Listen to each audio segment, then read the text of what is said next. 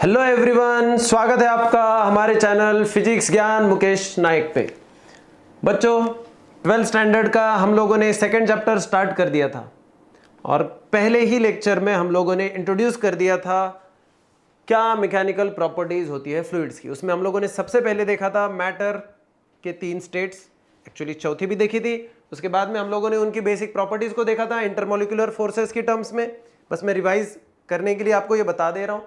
और फिर हम लोगों ने बच्चों ये भी देखा था कि फ्लूइड जो होते हैं वो आइडियल फ्लूइड और रियल फ्लूइड, इनके बीच में क्या डिफरेंस होता है, विस्कोसिटी वगैरह की टर्म्स में, डेंसिटी की टर्म्स में, कई सारी चीजें हम लोगों ने चेक की थी, अलग अलग सी प्रॉपर्टीज पढ़ी थी। और मैंने आपको कहा था पिछले लेक्चर में कि बच्चों शेयरिंग स्ट्रेस क्या है, पढ़ के आना अगला लेक्चर स्टार्ट होने से पहले, ये मैंने आपको बता दिया था। अब मैं होपफुल हूं कि आप लोगों ने वो पढ़ के आए हैं, आप लोग उसको समझे हैं। अभी उसका ज्यादा काम नहीं है, लेकिन पहला लेक्चर समझने के लिए वो बहुत जरूरी था। अब हम लोग आज शुरुआत करेंगे बच्चों, कहां से, एक सेकेंड, कहां से, तो हम लोग बच्चों आज स्टार्ट करेंगे from the fluids at the rest. तो हमारा काम है आज कहां पे, एक फ्लूइड्स एट रेस्ट पे। सबसे पहले हम लोग फ्लो वाले लिक्विड या गैस के बारे में बात नहीं करेंगे, ये सबसे पहले जानना, मतलब आज मतलब स्टार्ट करते वक्त, ठीक है।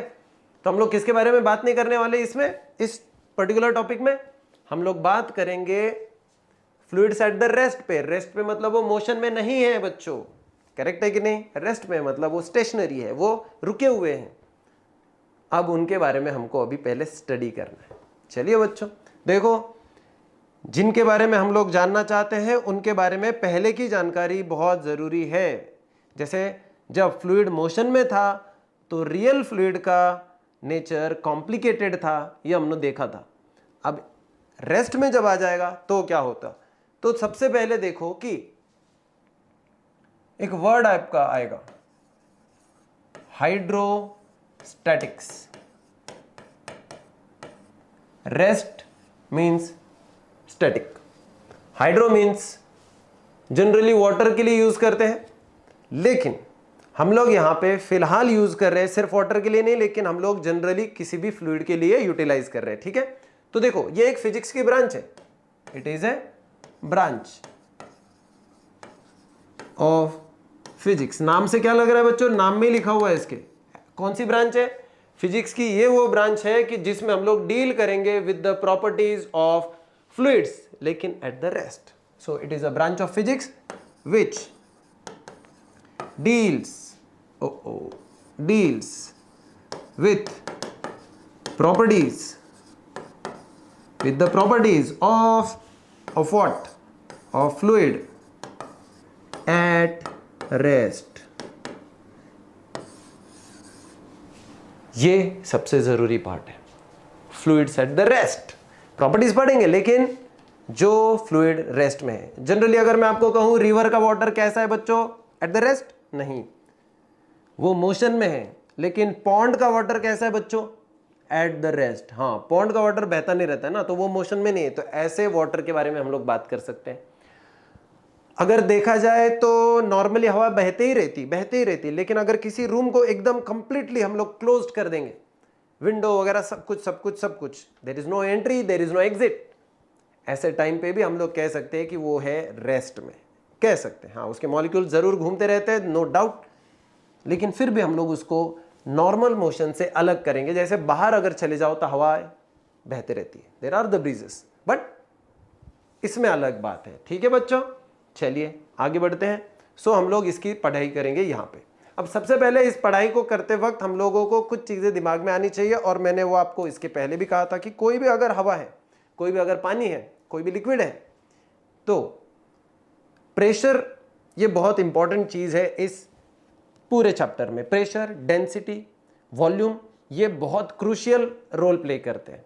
तो आपको इनके ऊपर उसका बेस क्लियर होना चाहिए। तो प्रेशर क्या होता है बेसिकली, आपको ये क्लियर रहना चाहिए, ये एक्सपेक्ट करते हैं, सब एक्सपेक्ट करते हैं, ठीक है। सो आपको ये बेसिक चीज पता है, ये एक्सपेक्ट करके मैं चल रहा हूं और आपको कुछ चीजें बता रहा हूं। सो सबसे पहले हम लोग देखेंगे प्रेशर के बारे में।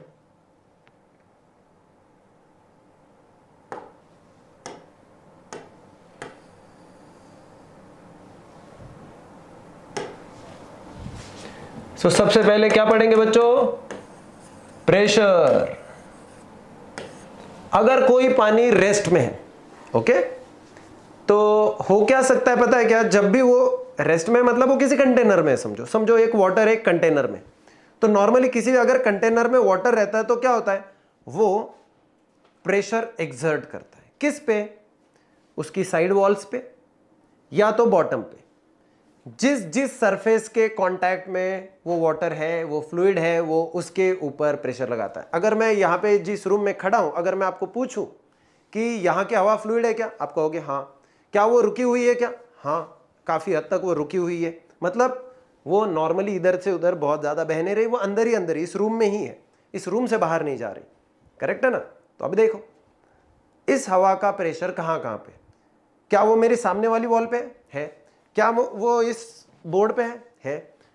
Left one, right one, bottom and the top, everything, everywhere वो क्या कर रहा है? प्रेशर लगा रहा है। कौन? वो हवा। वो हवा प्रेशर लगा रही है क्योंकि वो फोर्स लगा रही है, और उसका एक पर्टिकुलर एरिया है जहां पे फोर्स लगा रही है। इसलिए याद रखना कि अगर हम लोग देखेंगे तो एक बेसिकली किसी भी सरफेस के ऊपर आप लोग देख लो बच्चों, उसके दो टाइप के फोर्स लग सकते हैं। एक, जिस भी सरफेस के वो ऊपर है यहां पे भी फोर्स लग सकता है उसका, यहां पे भी, इधर से भी लग सकता है फोर्स। करेक्ट है कि नहीं? दोनों साइड से लग सकते हैं, जो भी है। सो ये जो है ना, अभी समझो मैंने यहां पे लिया, ये फोन है मेरा, देखो इधर से भी फोर्स है, इधर से भी फोर्स है। और इसका एक पर्टिकुलर एरिया है, तो ऐसा भी हो सकता है, या तो फिर ऐसा ले लो,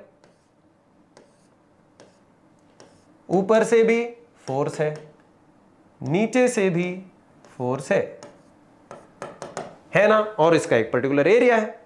तो अगर मैं आपको पूछूं कि मुझे बताओ भैया, अभी देखो ये इसका एरिया ए है, इसका भी एरिया ए है तो बॉटम पे भी फोर्स है, और हॉरिजॉन्टल वॉल्स पे भी फोर्स है, वर्टिकल वॉल्स के ऊपर भी फोर्स है। तो अगर हम लोग पूछेंगे कि इनके ऊपर प्रेशर कितना लग रहा है, तो बेसिक सा फॉर्मूला है, सबने बचपन से पढ़ा है उसको। प्रेशर 8th स्टैंडर्ड मुझे याद है, फोर्स अपॉन एरिया। चैप्टर का नाम ही था फोर्स एंड प्रेशर। एकदम बेसिक, एकदम बेसिक। यहां से बेसिक से ही शुरुआत हो रही है और फिर ग्रेजुअली हम लोग आगे बढ़ते चलेंगे। होपफुली आप लोगों को ये पता है। अब अगर मैं आपको, देखो ये फोर्स हो गया, प्रेशर हो गया। प्रेशर क्या होता है बच्चों? Force upon area. मुझे बताओ कि इसका एसआई यूनिट क्या होता है? एक फॉर्मूला मिल गया हमको, pressure is equal to P, छोटा पी, फोर्स का एफ, नीचे ए का एरिया। ये हमारा फॉर्मूला है। मुझे बताओ कि इसका एसआई यूनिट क्या होगा? फोर्स किस में काउंट करते हैं बच्चों? न्यूटन में। एरिया किस में काउंट करते हैं बच्चों? मीटर स्क्वायर में। तो न्यूटन पर मीटर स्क्वायर, ये कौन हो गया? SI unit of the pressure. लेकिन कई बार आप लोग देखोगे कि प्रेशर को पास्कल पास्कल पास्कल पास्कल ऐसा कहते हैं। ये कौन है यार? ना पास्कल, वो इज दिस पास्कल। ये वो भाई साहब थे जिन्होंने इसके बारे में स्टडी किया था। तो इसलिए जैसे आप लोग फोर्स को देखते हो तो फोर्स न्यूटन में काउंट किया था, करेक्ट है ना? न्यूटन। लेकिन न्यूटन तो साइंटिस्ट का नाम था जिसके ऑनर पे वो दिया गया उसको, है कि नहीं? वैसे ही, क्योंकि वो एक्चुअल में देखा जाए तो मास इनटू क्या था वो? एक्सेलरेशन। सो वो था केजी मीटर पर सेकंड स्क्वायर, उसको ही कहा Newton.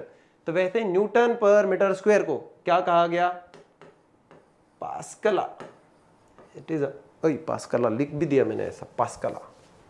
So it is a pascal, जिसको पी ए से नॉर्मली डिनोट करते हैं। वो ऐसा यूनिट में ही आ जाएगा। सो इसका ऐसा यूनिट है न्यूटन पर मीटर स्क्वायर, जिसको नॉर्मली कहते हैं पास्कल। ओके के बच्चों, इसको नोट डाउन करते चलो, इसको नोट करना हमारे लिए बहुत जरूरी है। और इंपॉर्टेंटली एक चीज याद रखो कि ये एक स्केलर क्वांटिटी या वेक्टर। कई सारे लोगों को अभी 11th स्टैंडर्ड में हम लोगों ने बैचेस चालू कर दिए हैं, तो यूनिट्स एंड मेजरमेंट हम लोगों ने खत्म कर दिया, जिसके लेक्चर्स अभी धीरे धीरे आ रहे हैं। अब देखो, अगर आप लोगों को स्केलर वेक्टर का डिफरेंस नहीं पता, तो जब सेकंड लेक्चर आ जाएगा उसका 11th स्टैंडर्ड का, तो उसको जरूर देखना कि स्केलर क्वांटिटीज क्या होती है, वेक्टर क्या होती है। कई सारे लोगों को उसका फर्क ही नहीं समझ में आता है। हमेशा जरूरी नहीं है कि, जैसे अभी अगर देखा जाए फोर्स ये क्या है? फोर्स एक वेक्टर क्वांटिटी है, फोर्स वेक्टर है, लेकिन उसके ऊपर डिपेंडेंट रहने वाला प्रेशर ये कैसा है बच्चों, स्केलर क्वांटिटी है। तो याद रखना ये एक स्केलर क्वांटिटी है। So this is the scalar quantity, याद रखिएगा, बिल्कुल भूलिएगा मत बच्चों इसको। और इसके डायमेंशन है L-1 T1, नहीं सॉरी T-2 होगा शायद, हाँ T-2 है, M1 T-2, ये इसके क्या है बच्चों, डायमेंशंस। डायमेंशन पता है ना, नहीं पता तो फिर से वही यूनिट्स एंड मेजरमेंट, उसमें डायमेंशनल एनालिसिस है, वो चेक कीजिएगा, वो लेक्चर देखिएगा और फिर चाहे तो यहाँ पे आ जाइएगा। ये हमेशा ज़रूरी नहीं होता है कि आपको आए, लेकिन 1 या 2 मार्क्स के लिए ये सवाल कई बार आता है कि डायमेंशन ऑफ दिस। कितनी बार हम लोगों ने देखा है नीट के पेपर में, जेई के पेपर में, कितने इसमें देखा होगा आप लोगों ने कि उसमें किसी ना किसी चीज़ के डायमेंशंस पूछे जाते हैं। डायमेंशंस का बेस तो पता होना चाहिए कम से कम कि डायमेंशन होता क्या है। ओके बच्चों, चलिए अब ये छोड़ के, ये तो है उसके यूनिट, ये तो ठीक है, ये तो समझ भी रहे हैं, लेकिन क्या ये पास्कल को छोड़ के कोई और अदर यूनिट्स नहीं है क्या जिनको हम लोग यूज करते हैं? तो कुछ अदर यूनिट्स भी है इसके, उसमें से एक पहला आता है बार 1, मैं यहां पे लिख देता हूं अदर यूनिट्स। थोड़ा सा इसको अलग सा पेन यूज कर लेते हैं, ठीक है, कलर अलग यूज करेंगे, थोड़ा सा ध्यान में भी रहेगा। Other units of pressure we are talking 1 bar, एक बार होता है, 1 बार होता है 10⁵ पास्कल, ठीक है।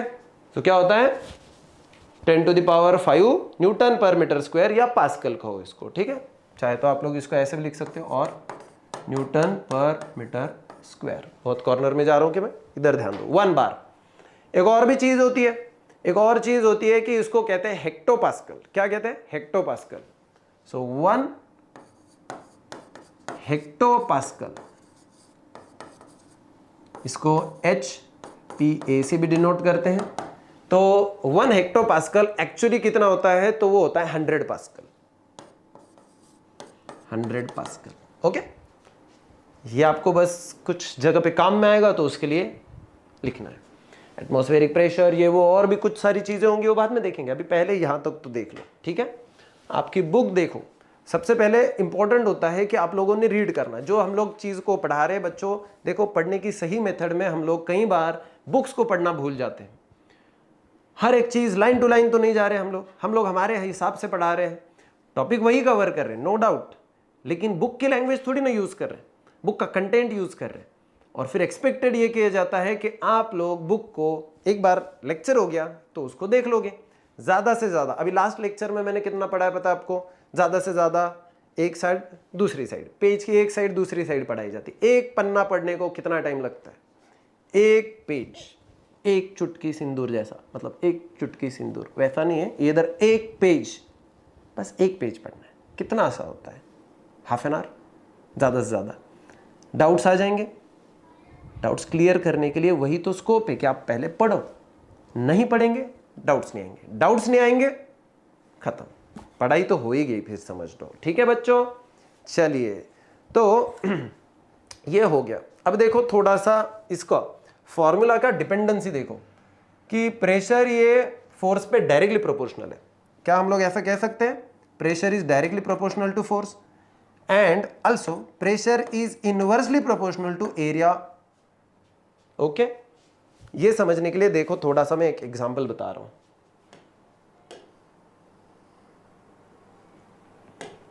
कि कितना इंपॉर्टेंट हो जाता है एरिया भी।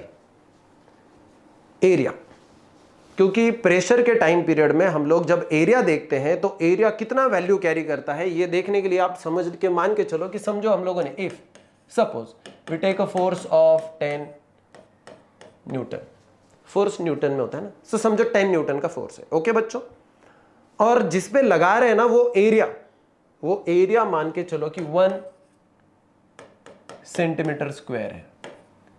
1 सेंटीमीटर स्क्वायर मतलब कितना मीटर स्क्वायर हो गया बच्चों? देखो इधर ध्यान दो, 1 सेंटीमीटर का स्क्वायर कैसे आता है रे? 1 सेंटीमीटर कई सारे लोगों को पता नहीं होता, इसलिए मैं बता रहा हूं यहां पे फिर से। 1 centimetre into 1 centimetre makes it 1 centimetre square. अब सेंटी होता है 10 to the power -2, so 10 to the power -2 metre into 10 to the power -2 metre, और फिर ये बन जाता है 10 to the power -4 metre square. Metre into metre, metre का स्क्वायर, -2 -4 हो गया।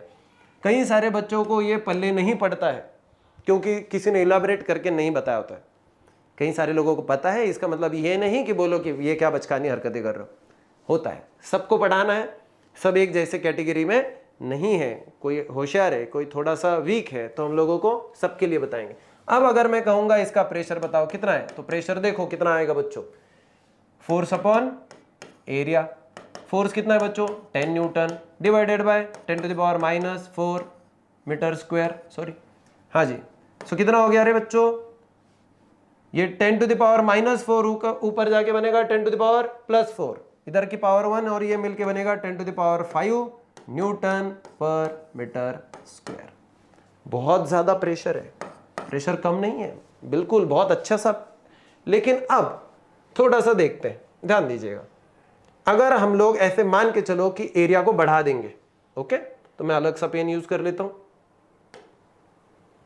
मान के चलते हैं कि फोर्स उतना ही रखते हैं, if the force is constant, okay, if force is constant कितना है भाई 10 न्यूटन का 10 न्यूटन ही रखो, कोई प्रॉब्लम नहीं। और एरिया जो है, एरिया को हम लोग ले लेते हैं, बढ़ा लेते हैं, तो अभी 1 सेंटीमीटर स्क्वायर की जगह पे मीटर स्क्वायर ले लेते हैं, 1 मीटर स्क्वायर। अब हमारा प्रेशर कितना आएगा वो चेक करते हैं। तो प्रेशर जो है वो आता है फोर्स अपॉन एरिया। तो फोर्स कितना है बच्चों 10 न्यूटन डिवाइडेड बाय एरिया कितना है बच्चों 1 metre square. Finally 10 upon 1 makes it 10 newton पर मीटर स्क्वायर। अब देखो केसेस में चेक करो, यहां 10 और यहां पे 10 टू द पावर 5, कितना ज्यादा डिफरेंस है, 10 टू द पावर 1 और 10 टू द पावर 5, इतना डिफरेंस गिरा सिर्फ किसके वजह से, सेम फोर्स लगाने के बावजूद भी इतना प्रेशर का डिफरेंस आया, किसके वजह से आया, एरिया बढ़ने के वजह से। ज्यादा एरिया कम प्रेशर, कम एरिया, कहां पे कम एरिया कम, तो प्रेशर ज्यादा। इसका मतलब हम लोग कह सकते हैं ये दोनों एक दूसरे को इनवर्सली प्रोपोर्शनल है। तो चाहे तो आप लोग इधर ऐसे लिख सकते हो, मेंशन करो चाहे तो, मोर एरिया, हाँ, less pressure, and vice versa समझते हो ना, उल्टा मतलब यही कि less area high pressure. Less area high pressure का आप लोगों को एग्जांपल भी बिल्कुल पता है, एकदम सही से पता है। तलवार नोकीली होती है, सुई नोकीली होती है, उसको धार होती है, क्यों, उसका एरिया कम किया जाता है ताकि वो उतने ही फोर्स में ज्यादा प्रेशर लगा सके चीजों को काटने के लिए। घर में नाइफ होता है, देखो अगर नाइफ आप लोग टमाटर काटो, लेकिन नाइफ जो है ना उल्टे एंड से काट के देखना, जहां पे आपका नाइफ है ना, कुछ लोग बोलेंगे भैया हमारे इसको तो दोनों भी साइड को है, ज्यादा दिमाग मत लगाना, मैं बेसिकली बता रहा हूं। तो जिस साइड से अगर आप लोग देखोगे तो वो ब्लंटेड है, तो ब्लंट साइड से वो काटा नहीं जाएगा, लेकिन अगर आप लोग शार्प वाले एज से काटने की कोशिश करोगे वो इजीली कटेगा। क्या फर्क है, फोर्स तो आप उतना ही लगा रहे हो, आप वही बंदे हो जो फोर्स लगा रहे हो, लेकिन वो इजीली कट हो जाता है जब उसको शार्पनेस है, उसका एरिया कम हो जाता है, एरिया कम तो प्रेशर बढ़ जाता है और इजीली कट कर देता है। ये बेसिक घर की नॉलेज है बच्चों, इसके लिए कोई आपको कहीं जाने की जरूरत नहीं है। ये तो हम लोग हमारे घर में देख चुके हैं, रोज करते हैं और बचपन से करते आ रहे हैं। ठीक है, चलिए अब कुछ चीजों को याद रखेंगे, जैसे कि क्या, चलो देखते हैं बच्चों।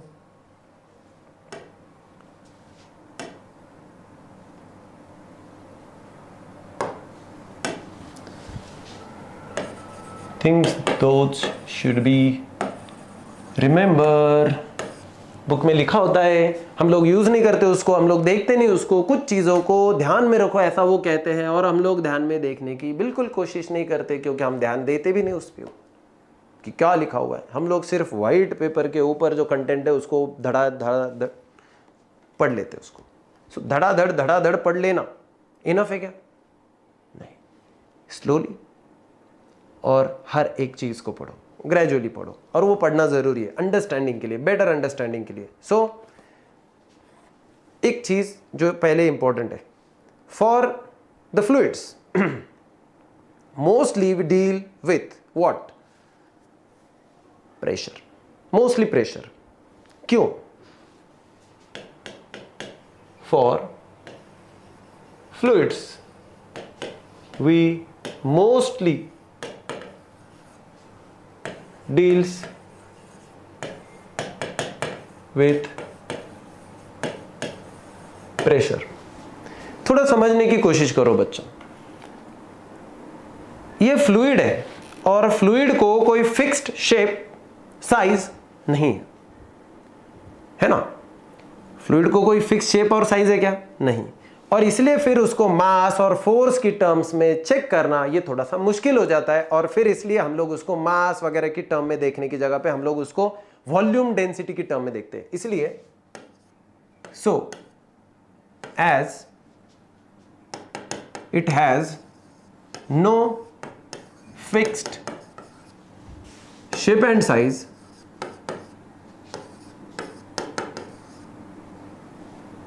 we deal with pressure and density rather than force and mass। इसलिए कई बार अगर टर्म्स की रिप्लेसमेंट देखोगे ना, तो आप लोग मास फोर्स जहां पे ना ज्यादा से ज्यादा हम लोग उसको कन्वर्ट करके किस में लेके आ जाते हैं? प्रेशर और डेंसिटी में। ये समझ में आ जाएगा, इसको चीज को याद रखो अभी। इसलिए ज्यादा से ज्यादा बार अगर आप लोग देखोगे तो यही चीज आपको मिलेगी, आप लोग यही चीज पाओगे। अगले सेक्शन में अभी हम लोगों को पढ़ना है कि उसके प्रेशर के ही बारे में, लेकिन कहां पे? Due to liquid column. What is this liquid column? देखते हैं बच्चों। चलो इसको हटाओ। हट गया मतलब इसका मतलब ये नहीं दिमाग से हटाओ, दिमाग से बिल्कुल हटाना नहीं इसको, ये बहुत इंपॉर्टेंट चीज है बच्चों। Now we are going to study what? Pressure due to liquid column. Pressure किसके वजह से? Due to liquid column. Column समझते हो क्या? What is a column? घर में बिल्डिंग बनती है ना, तो वो बिल्डिंग जिसके ऊपर बेस रहती है, नीचे जो रहते हैं उसको कहते हैं बीम, BEAM, बीम। और जो वर्टिकल होते हैं ना, जिसको सीमेंट से भरा जाता है, वो होते हैं कॉलम्स। तो अभी हम लोगों को कॉलम इमेजिन करना है सबसे पहले, ठीक है? सो चलो देखते हैं, एक वैसे बेसिक एक डायग्राम बना लेते हैं पहले।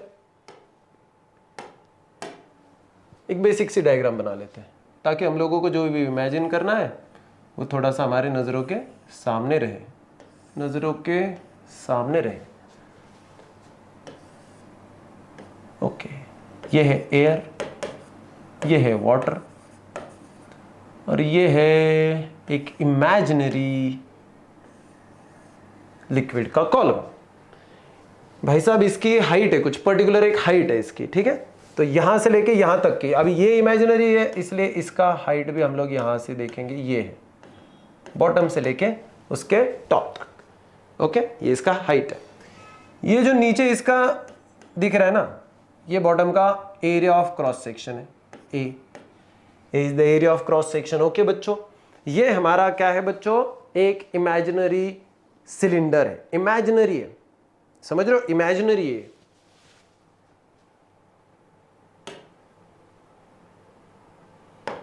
ठीक है, अभी थोड़ा सा ध्यान दीजिएगा बच्चों, हमें करना क्या है? सबसे पहले देखो कि हमारा टाइटल क्या है। हमें निकालना है प्रेशर, ठीक है? किसका? हमें निकालने का है प्रेशर लिक्विड कॉलम की वजह से। अब लिक्विड कॉलम को, अभी लिक्विड का कोई कॉलम देखा है क्या आप लोगों ने? लिक्विड का कोई कॉलम होता ही नहीं है।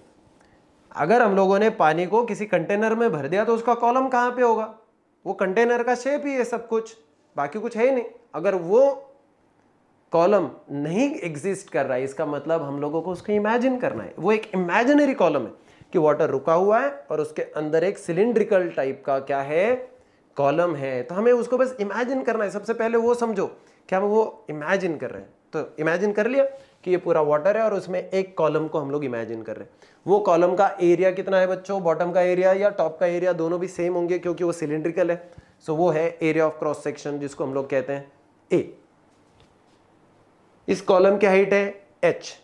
अब सो ऐसा अगर हम लोगों ने, तो इसको लिख लेते हैं हम लोग। Imagine a cylinder. ओके, कर लिया इमेजिन। उसमें से ए कौन है? Area of cross section, area of cross section of cylinder. ठीक है, area of cross section imagine कर लिया, ये हो गया। इसकी हाइट h, ये कौन है? हाइट है। मान के चलो वो जो लिक्विड है, कोई भी हो सकता है, जरूरी नहीं कि वाटर हो, जो भी लिक्विड है उसकी डेंसिटी है रो। तो रो कौन है बच्चों? Density of liquid. कोई भी लिक्विड हो सकता है। ओके क्या बच्चों, यहां तक क्लियर है? चलो अगर हम लोग इसको इमेजिन कर रहे हैं, इसकी डेंसिटी आ चुकी है, इसका हाइट आ चुका है। अब ये जो है ना, ये कॉलम नीचे खींचा जा रहा होगा। इमेजिन करो उसको, कौन खींच रहा होगा इसको नीचे? ये जहां पे भी है इसको कोई नीचे खींच रहा होगा। कौन नीचे खींचेगा इसको भाई साहब? ग्रेविटी, है कि नहीं? इसका मतलब उसका वेट, उसका खुद का weight. So can we say that it exerts, ये एक्सर्ट कर रहा है, exerts a force at the bottom या टुवर्ड्स द बॉटम। क्या फोर्स एक्सर्ट कर रहा है? F इज इक्वल टू उसका खुद का mass into acceleration due to gravity. यही तो उसका वेट होता है, फोर्स। तो ये एक एक्सर्ट कर रहा है फोर्स को। अभी देखो, अब हमें निकालना क्या है? हमें निकालने का है प्रेशर। और फिर प्रेशर का फॉर्मूला, बेसिक फॉर्मूला हम लोगों को तो पता है। सो यहां पे लिखते हैं। So pressure at bottom of cylinder. तो सिलेंडर का जो बॉटम है वहां पे कितना प्रेशर रहेगा वो निकालना है। ये बॉटम पे है, हम लोग फिलहाल ये बॉटम के बारे में बात कर रहे हैं। तो कितना रहेगा रे बच्चों?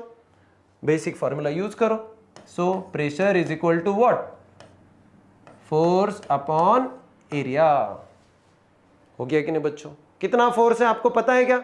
बिल्कुल पता होगा। क्यों नहीं पता होगा आपको? तो ये बहुत ही बेसिक आइडिया है, ये सबको होती है।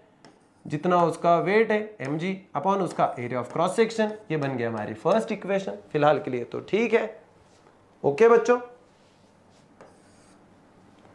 चलो ये आ गया। लेकिन लेकिन लेकिन यहां पे खत्म नहीं हो रहा। हम लोगों ने क्या कहा था? मास वगैरह की टर्म में जनरली हम लोग इसको नहीं लेंगे, इसको डेंसिटी वगैरह की टर्म में हम लोग बार बार कन्वर्ट करते चलेंगे। बिल्कुल नहीं चलेगा, ऐसा नहीं होता है।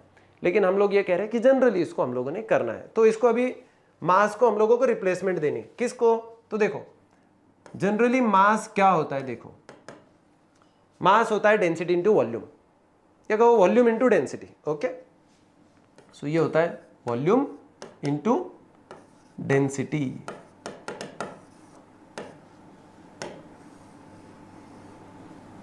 ओके, किसका वॉल्यूम? सिलेंडर का वॉल्यूम। सिलेंडर का वॉल्यूम क्या होता है? Surface area into height. Surface area कितना है बच्चों? a, और इंटू उसके हाइट कितनी बच्चों? h। डेंसिटी का फॉर्मूला क्या है बच्चों? रो। तो ये कौन हो गया बच्चों? इसका मास। तो मास हो गया AH रो। करेक्ट है कि नहीं बच्चों? ये हो गया हमारी इक्वेशन सेकेंड। ओके क्या बच्चों? अब अगर मैं आपको कहूं कि ये फॉर्मूला मास की जगह पे इसको रिप्लेस कर दो तो चलेगा ना? सो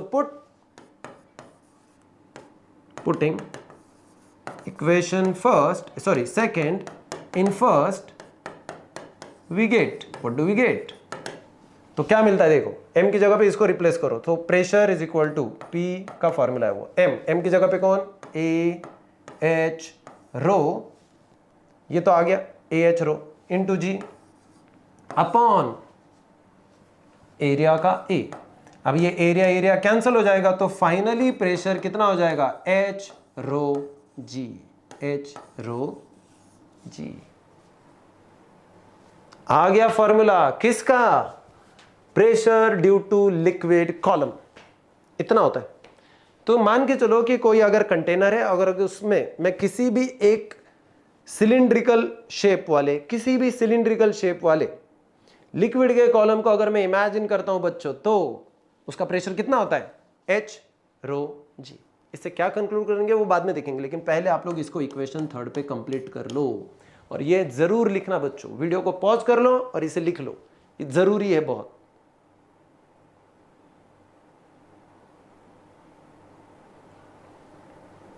ओके चलो, हाँ तो आप लोगों ने लिख लिया है, ऐसे मैं मान के चल रहा हूं, ठीक है बच्चों। चलिए एक सेकेंड बच्चों,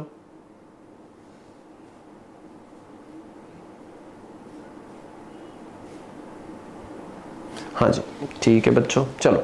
सो होपफुली आप लोग ये समझ गए हैं। ओके जी, अब देखिए एकदम सिंपल सी चीज है, हम लोग कहां खत्म कर रहे हैं, P is equal to H rho G पे, P is equal to H rho G. चलो इसको कंक्लूड करके चलते हैं अभी कि इससे क्या समझ रहेंगे हम लोग। चलिए क्या समझेंगे, क्या समझेंगे, इसको मैं इधर ही वाली स्लाइड में रखता हूँ, ठीक है। चलो इसको ऊपर कर देंगे, लिखने को क्या जाता है हमको, है कि नहीं बच्चों, एक चीज लिखने को क्या जाएगा, तो लिख ही देते हैं। So P is equal to H rho G, किसके लिए, एक इमेजिनरी सिलेंडर के लिए, करेक्ट है कि नहीं। ये था हम लोगों ने देखा हुआ पार्ट अभी जस्ट रिसेंटली। अब देखो प्रेशर किसके ऊपर डिपेंडेंट है, हाइट ऑफ द सिलेंडर के, okay, density of the liquid के, और तीसरी चीज एक्सेलरेशन ड्यू टू ग्रेविटी के। हम लोगों ने तो देखा था कि प्रेशर निकलता था फोर्स और एरिया के बेसिस पे, यहां पे तो फोर्स भी नहीं है और एरिया तो बिल्कुल भी नहीं है। क्या हम लोग इससे ये कंक्लूड कर सकते हैं क्या कि जब ये लिक्विड कॉलम है, so pressure does not depend on area of imaginary cylinder, कह सकते हैं। सो सबसे पहले we can conclude, we can say that in this one the pressure does not, इसको चाहे तो नोट बोल के भी लिख सकते हो, आपको अगर लगा ना ये नोट लिखनी है कंक्लूजन की जगह पे नोट लिख लो। So we can say pressure किसके बारे में, लिक्विड कॉलम के बारे में ही हम लोग बात कर रहे हैं, सब जगह पे बात नहीं कर रहे, ठीक है। So pressure does not depend, किसके ऊपर डिपेंडेंट नहीं है भाई, does not depend on area of imaginary cylinder,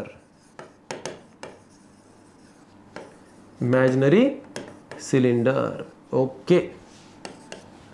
conclusion ही है, पता चलना चाहिए इसके थ्रू कि क्या बता रहे हैं हम लोग, ठीक है।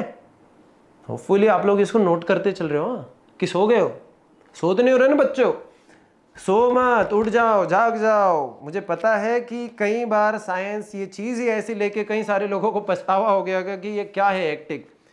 कई सारे लोग डेफिनेटली एंजॉय भी कर रहे होंगे, लेकिन देखो ये सही, कई सारी चीज़ें आपको आगे चल के बहुत आसान लगेगी।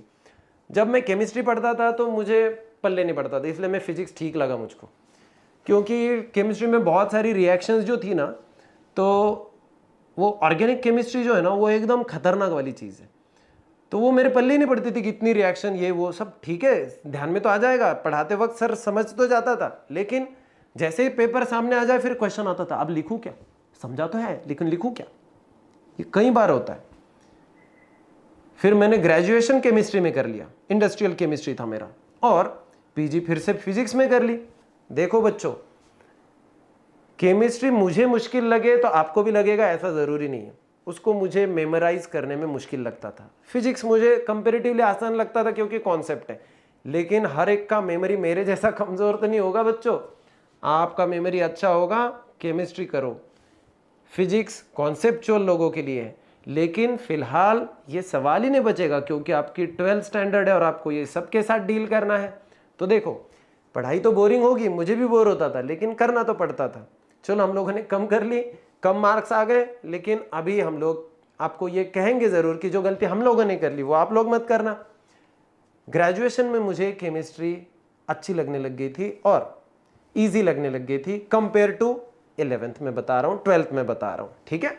मतलब मैं उसके प्यार में नहीं था, लेकिन वो कंपेरेटिवली इजी लगने लग गई थी। ठीक है, तो इतना भी मुश्किल नहीं होता है। जो चीज़ आपको अभी मुश्किल लग रही है वो थोड़ी धीरे धीरे धीरे से आसान हो जाएगी, ये मैं बताना चाहता हूं आपको। दूसरी चीज़, प्रेशर जो है वो शेप और साइज ऑफ द कंटेनर के इंडिपेंडेंट है। ये कंटेनर का क्या शेप साइज है इसके वो इंडिपेंडेंट है। तो क्या हम लोग कह सकते हैं pressure is independent of shape and size of container. So container का क्या शेप साइज है, हमको क्या करने का, हम तो एक ऐसे सिलेंडर को इमेजिन कर रहे हैं जिसके लिए हम लोगों को प्रेशर निकालना है। तो इमेजिन ही करना है, तो क्या फर्क पड़ता है कि कंटेनर का शेप साइज क्या है। ऐसे की जगह पे ऐसा भी ले लेता तो क्या फर्क पड़ता है, मुझे तो ऐसे ही इमेजिन करना है।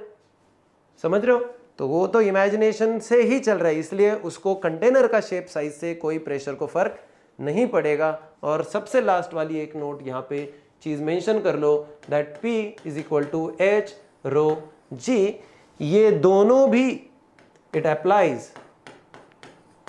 अप्लाइज या it is true for both liquid and gases. Gases के लिए भी यही होता है। गैसेस में भी एक इमेजिनरी कॉलम हो सकता है, क्या होता है क्या नहीं होता है वो देखेंगे, लेकिन पहले इन चीज़ों को नोट डाउन कर लो बच्चों।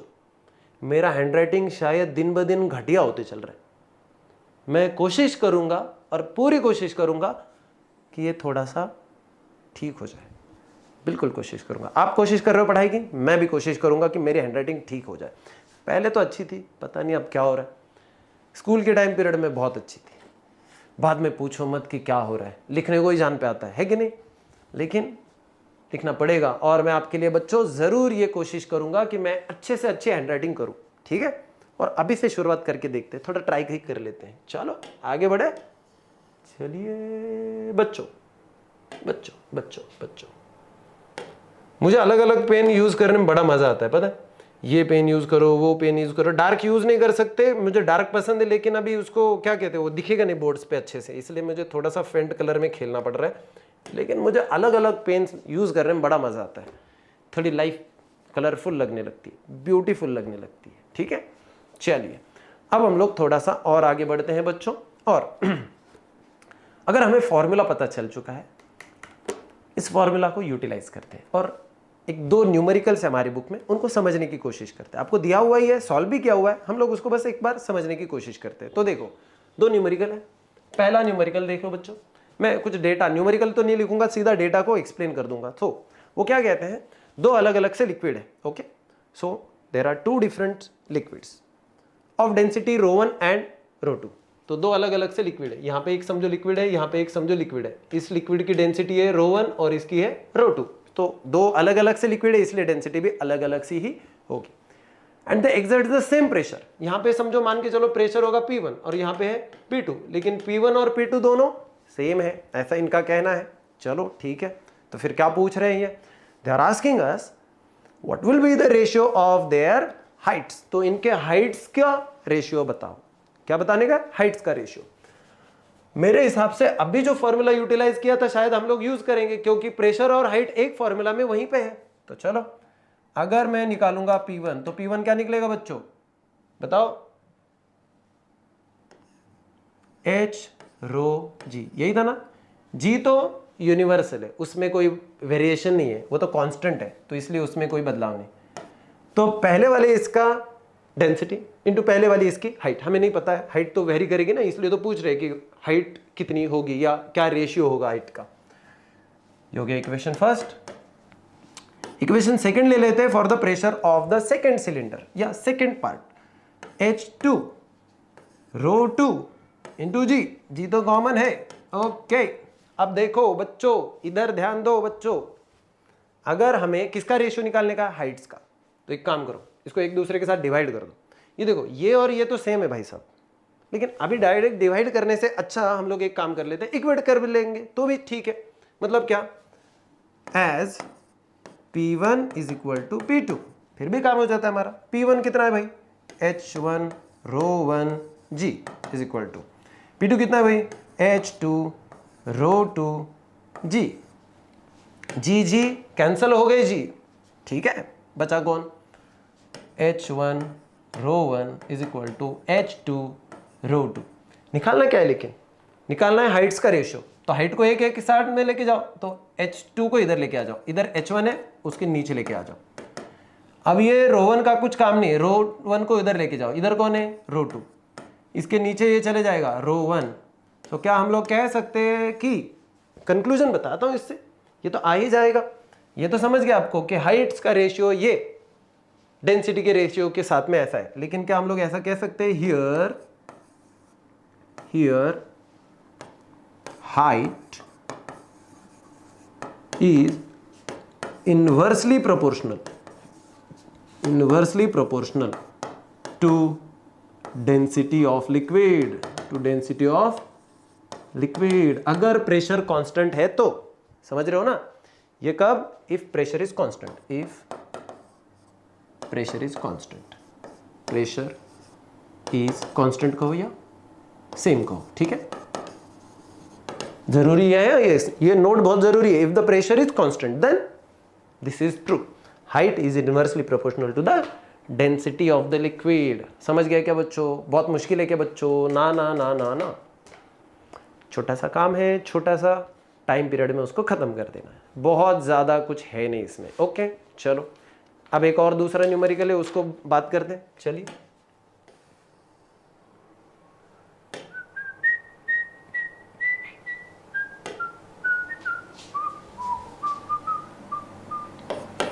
हाँ जी, सेकंड न्यूमेरिकल स्विमर के बारे में है। स्विमर, ओके, स्विमर है एक, और एक स्विमर जो है वो स्विम कर रहा है किसी स्विमिंग पूल में। तो वो डीप चला गया। कितना डीप चला गया? वो 6 मीटर की डेप्थ पे स्विम कर रहा है। 6 मीटर, भाई साहब मर जाओगे बोलना, थोड़ा ऊपर आ जाओ, है कि नहीं? इतना डीप कौन स्विम करता है? तो चलो, ये है स्विमिंग पूल, और यहाँ है वाटर की लेवल, और यहाँ से 6 मीटर नीचे एक भाई साहब स्विमिंग कर रहे हैं।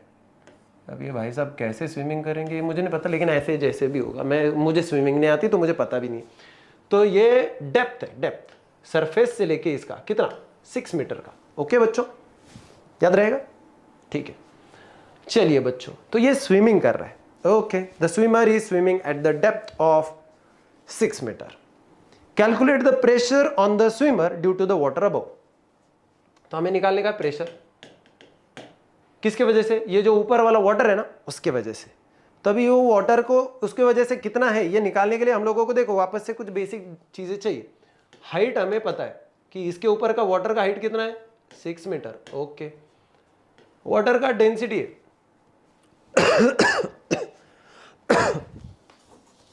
सॉरी बच्चों,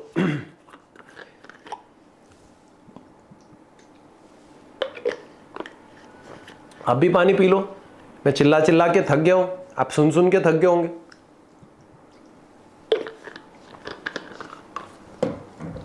जी बच्चों, चलिए तो अभी वाटर का डेंसिटी होता है 1000 kg पर metre cube, mass upon volume. Okay, kg पर मीटर क्यूब। ये कौन है भाई साहब? ये है डेंसिटी ऑफ वाटर। अब ये डेंसिटी ऑफ द वाटर को ऐसा भी, मतलब ये हम लोग, मैं नॉर्मली ऐसे करके रखता हूँ कि अगर वो याद रखने का है वाटर का, तो इसको याद करने के लिए मैं एक सफिक्स के साथ में जोड़ देता हूँ। और किस चीज़ की ज़रूरत है? ज़रूरत वाली चीज़ तो हमेशा कॉन्स्टेंटली वो पता ही होती है, सबको पता होनी भी चाहिए। वो 9.8 मीटर पर सेकेंड स्क्वायर। क्या आप लोग प्रेशर निकाल सकते हो? बिल्कुल, क्यों नहीं। एच रो जी, एच कितना है? 6 इंटू रो कितना है? 1000 इंटू जी कितना है? 9.8। कैलकुलेट करते हैं, कैलकुलेट करते वक्त हम लोग एक काम कर लेते हैं, इसको सीधा इससे मल्टीप्लाई कर देते हैं, ठीक है। 6 8 का कितना होता है? 48। तो 48 का 8 अपनी जगह पे और 4 किया कैरी। 6 9 जा 54, 54 और 4 58। कितने के बाद डेसिमल है बच्चों? 1 के बाद डेसिमल। इंटू 10,000 का मतलब 10 टू द पावर 3। क्या हो चुका है? पास्कल। आ गया बच्चों, क्लियर है बच्चों? ये यही है हमारा प्रेशर। कि कुछ गलत लिख दिया नहीं ना? ठीक है, चलो इसको थोड़ा ढंग से लिखने के लिए नहीं, मुझे ऐसा क्यों लग रहा है कि कुछ तो गलत लिख दिया। सही तो होना चाहिए। हमने कोई कन्वर्जन तो नहीं छूट गया बच्चों? मीटर में है, केजी पर मीटर क्यूब में है, और ये भी सही है। सही तो है, फिर छोड़ो जी, सही है। चलो, तो ये आ गया 58.8 इंटू 10⁻3। अगर इसको आप लोगों को लगता है कि कल जैसे हम लोगों ने कहा था ना, वो यूनिट्स एंड मेजरमेंट में हम लोगों ने पढ़ा था, इसको चाहे तो आप डेसिमल्स को शिफ्ट कर सकते हो। ठीक है बच्चों, तो डेसिमल्स को शिफ्ट करके आप लोग इसका आंसर भी ला सकते हो, लेकिन अभी फिलहाल तो इसकी कोई ज़रूरत नहीं पड़ेगी। चलो, अगर करके देखना है 0.588 इंटू 10⁻, कितने डेसिमल शिफ्ट किए मैंने? लेफ्ट में करूंगा तो पॉजिटिव हो जाएगा, मतलब 10⁵ पास्कल। ये भी सही है। आगे बच्चों जी, अब हम लोगों ने लिक्विड्स के बारे में पढ़ा, लेकिन हम लोगों ने अभी एटमॉस्फेरिक प्रेशर के बारे में पढ़ना है।